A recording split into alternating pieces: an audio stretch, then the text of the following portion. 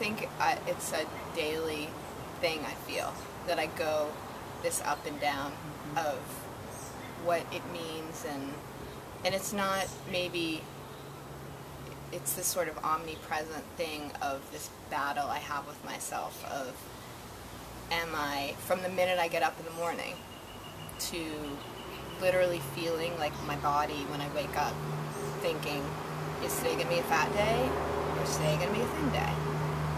Do I think it's going to be a fat day, but I'm going to battle through it? Like, so much of it is conscious, but even for me, that's like a huge accomplishment, and like a great place in the spectrum of like where I've been with myself.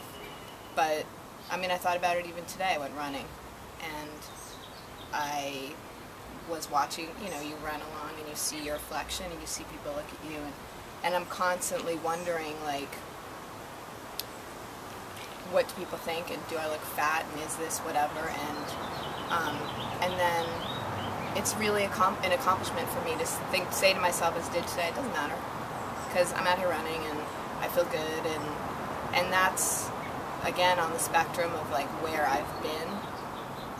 That's a good day for me. It becomes everything, how I look, and am I pretty enough, and what that means. And there's nothing anybody can say that's nearly as harsh as what I say to myself.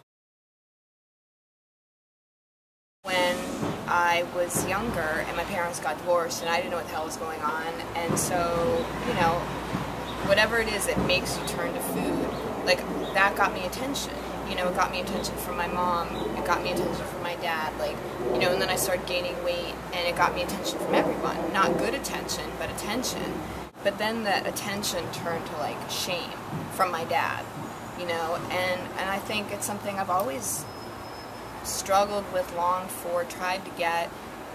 is my dad to love me the way, like, a father should love his daughter, and, you know, and I think it's this thing of, like, protection, too. Like, I was talking about my brother the other day, and I realized that, like, the two men in my life who should have been the most protective of me and helped shape my future relationships with men were not protective at a time when that sort of expectation would have taken hold. So when I was younger, and, like, my brother would just be so mean to me, and we would fight, and, you know, and then my dad just leaving, and the whole sort of idea of fear, you know, and the insecurity, and how they, like, come together to form this, like, super couple of shit in your head, you know.